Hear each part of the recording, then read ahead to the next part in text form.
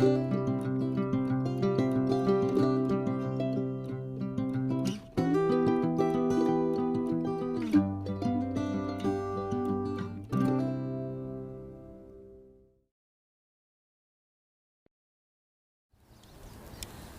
I'm Ann Zielinski, Master Gardener with the Fremont County Master Gardener Program.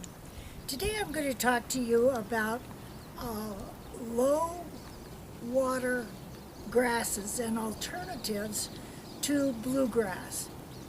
Our dry climate, and it's getting drier, demands that we do something new and different with our lawns. And so I'm in the process of experimenting with two low water grasses to replace part of our Kentucky bluegrass. This grass that I'm standing on is called Tuff Turf. And as you can see, it is very brown. It is the end of April, and it is still brown like this. Over here is a small patch of legacy buffalo grass, and as you can see, it is starting to green up. In this area is where the transition zone is, where you can see I still have quite a bit of bluegrass because it's green as the Tuff Turf is moving out into this section. The thought behind replacing this area with these two low water grasses is that this is an exceptionally hot part of our yard. The soil is very sandy, and this kind of grass will require less than 4 inches of moisture per year. So compared to what we put on our bluegrass, this is like desert fare. Hi, my name is Ann Zielinski, and it's been about a month since we talked about sustainable lawn, and specifically Tuff Turf, that I'm in the process of converting part of my lawn to. So today we're going to take a look at today, which happens to be the 23rd of May. As I said, about a month ago we looked at it and it was still pretty brown.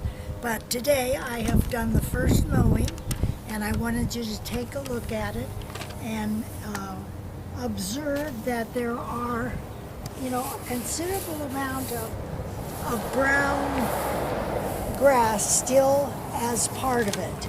So it will take another probably 2 weeks. As you look over here on the edge of the lawn, it is much greener, completely green, and of course that's because it's warmer over here than it is over here.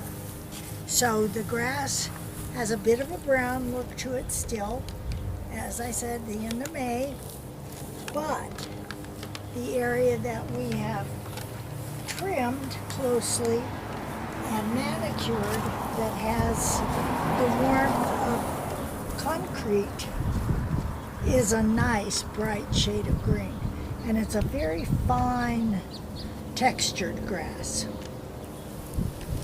So it has a lot of nice characteristics. I would say that some of the very best is the fact that you really only have to mow it maybe once a month if you choose to, because it is slow growing and uses very little water and also very little fertilizer. You have many benefits from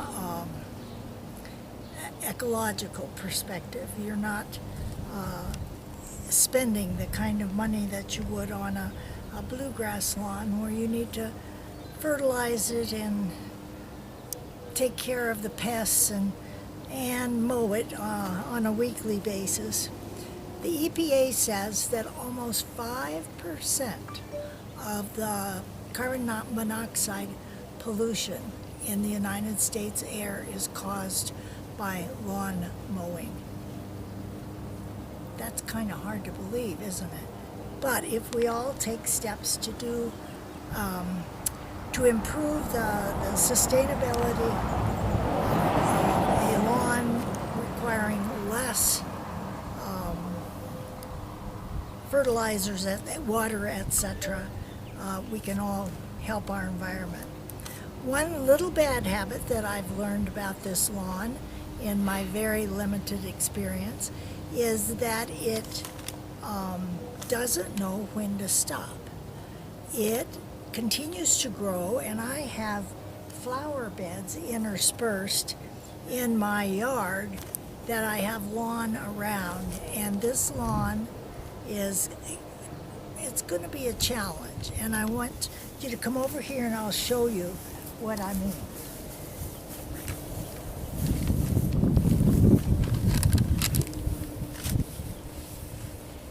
The grass, as you can see, I've dug up a little bit, and it has an absolutely amazing root system, but it also has the habit of wanting to make long reaching runners. So I've cleaned this up, and I'm going to put an edging on it to physically prevent it from going further into my garden. This is the way it looked before I cleaned out that area.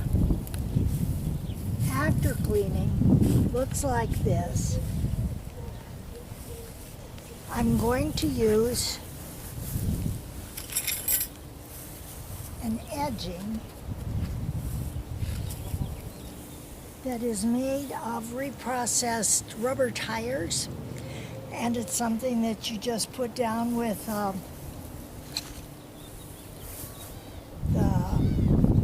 landscape picks, hold it in place. I hope it is wide enough that it curtails the runners on this particular grass. I have a plan B just in case it doesn't, and I will use a very light dribble of Roundup on the top of this if I see any of that grass sneaking through.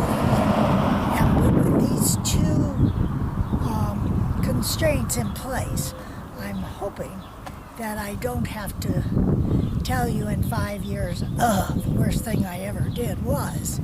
But right now, I'm super happy with my dog Tuff Turf. Here's my plan for controlling it. And I would say that the